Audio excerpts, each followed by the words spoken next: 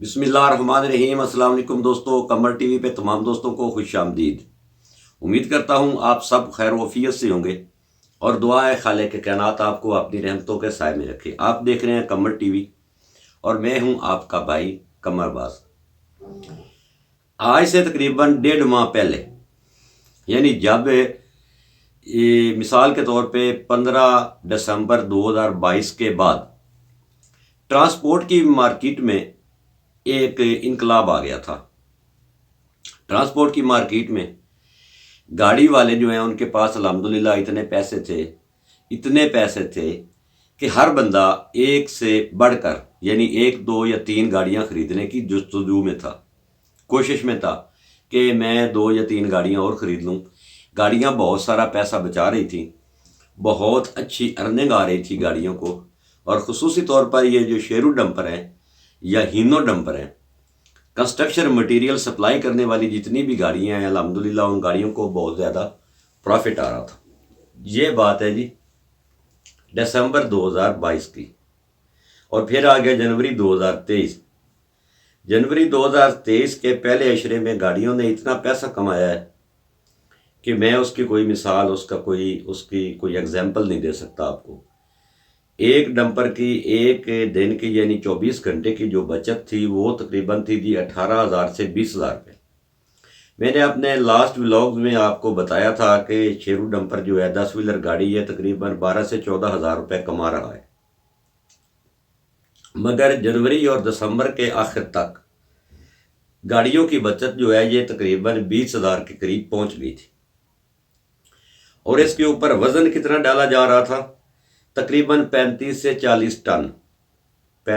40 ton load کر کے گاڑیاں 18,000 روپے سے لے کر 20,000 روپے تک آسانی سے بچا رہی تھیں۔ ٹرانسپورٹر حضرات خوشحال تھے، ان لوگوں کے جو پچھلے قرضے تھے وہ اتر رہے تھے، جن کی گاڑیاں قسطوں پہ تھی الحمدللہ وہ لوگ قسطیں اتار رہے تھے، جن کی گاڑیوں کے ٹائر کمزور تھے ان لوگوں نے ان 2 ماہ میں اتنا پیسہ کما لیا کہ 2 3 جوڑیاں ٹائروں کی جو ہیں وہ لوگوں نے ڈلوا لی تھی۔ اگر کسی بندے کی گاڑی کوئی کام نکالتی تھی تو وہ فوراً ورکشاپ میں کھڑا کر کے اس کے اوپر بہت سارا پیسہ خرچ کر دیتا تھا کہ یار کوئی مسئلہ نہیں ہے، اگر آج گاڑی کے اوپر 70-80 ہزار روپیہ خرچ کر دیا تو یہ تو 3 4 دن کی بچت ہے، 3 4 دن میں یہ پیسے ریکور ہو جائیں گے۔ اور پھر کیا ہوا جی؟ پھر یہ ہوا کہ گورنمنٹ نے پیٹرول کی قیمتوں میں، ڈیزل کی قیمتوں میں بے جا اضافہ کر دیا، اور اس اضافے کی مد میں آ کر جو ہے نا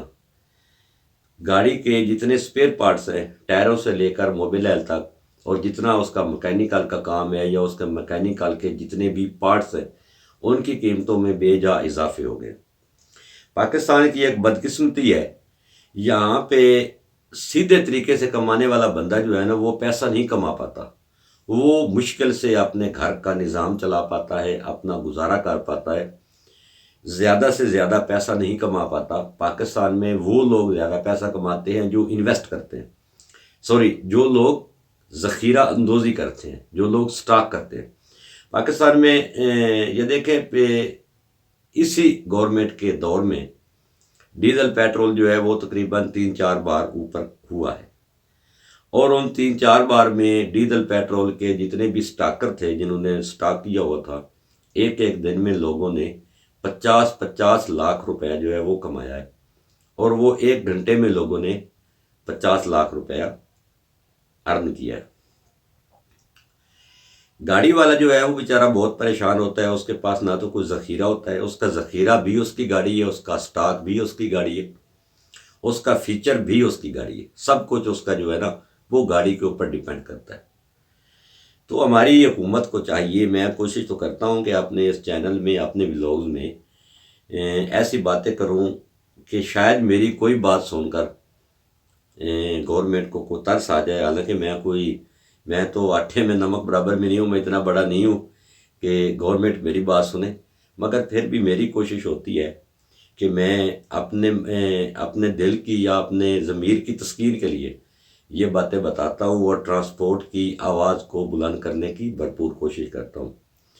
تو یہ حالات ہیں جی، ابھی بھی الحمدللہ اس طرح سے 16-17 ہزار روپے گاڑیاں بچا رہی ہیں، ابھی کرایہ جات جو ہیں وہ وہ طے نہیں کیے گئے، 1-2 دنوں میں انشاءاللہ کرایہ جات کو فائنل کر لیا جائے گا، اور یہ چیز مارکیٹ میں آ جائے گی کہ کس شہر کا کتنا کرایہ فکس ہوا ہے، کس شہر کا کتنا کرایہ فکس ہوا ہے۔ اور پھر جو ہے نا یہ جو ہمارے ٹھیکیدار وغیرہ ہیں جو روڈ بناتے ہیں، جو بلڈنگز بناتے ہیں، جتنے بلڈر ہیں پاکستان میں، ان کے اوپر بھی بہت سارا وزن آ گیا۔ اس لیے ایک تو کرائے زیادہ ہو گئے،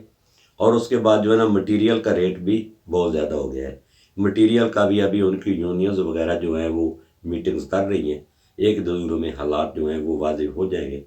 کہ ریٹ کہاں تک جاتا ہے۔ تو یہ سارے ایکسپینس جو ہیں یہ لوگوں کے اوپر ڈیوائیڈ ہوں گے، گورنمنٹ کو اس سے کوئی لینا دینا نہیں۔ گورنمنٹ نے بس بیٹھ کر قلم چلا دیا، پیٹرول ڈیزل کو اوپر کر دیا، اب بھگتے گی 22 کروڑ عوام۔ تو اجازت دیجیے، ملتے ہیں کسی اور ولاگ میں، تب تک کے لیے خدا حافظ۔